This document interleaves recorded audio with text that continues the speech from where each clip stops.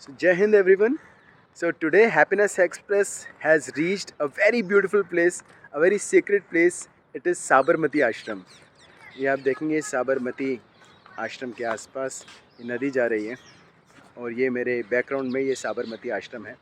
It is a very beautiful आश्रम. ये महात्मा गांधी जी का आश्रम है. कहते हैं ना, दे दी हमें आज़ादी बिना खड़क बिना ढाल, साबरमती के संत तूने कर दिया कमाल. और कहीं ना कहीं गांधी जी एक प्रेरणा स्रोत रहे हैं. He has inspired me to do this pan India tour. क्योंकि गांधी जी के गुरु जी ने उनको कहा था, गोखले जी ने उनको कहा था, जो उनके पॉलिटिकल गुरु थे. उन्होंने कहा था कि अगर इंडिया को जानना है, भारत को जानना है, तो सिर्फ बड़े बड़े सिटीज़ में रह के, अहमदाबाद, दिल्ली या बड़े बड़े सिटीज़ में रह के नहीं जान सकते. अगर भारत को जानना है तो गांव-गांव में जाना पड़ेगा, पूरे देश में घूमना पड़ेगा.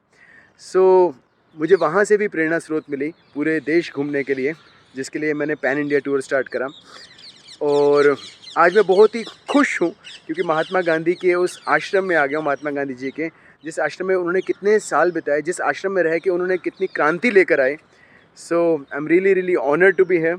और हैप्पीनेस एक्सप्रेस यहाँ पे आ गया है. I am so happy. और यहाँ पे आके हमारी जो एनर्जी है, हमारे जो पॉजिटिविटी है, और बढ़ गई है. एंड आई जस्ट होप इसी पॉजिटिविटी के साथ, इसी ऊर्जा के साथ, इसी विश्वास के साथ हम लोग आगे बढ़ते रहें.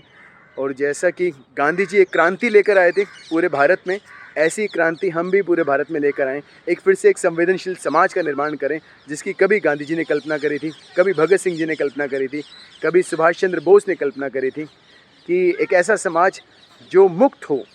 हम आजकल बाकी चीज़ों से तो मुक्त हो गए हैं, दूसरे देशों से तो मुक्त हो गए हैं, मगर अपने मन से मुक्त नहीं हो पा रहे.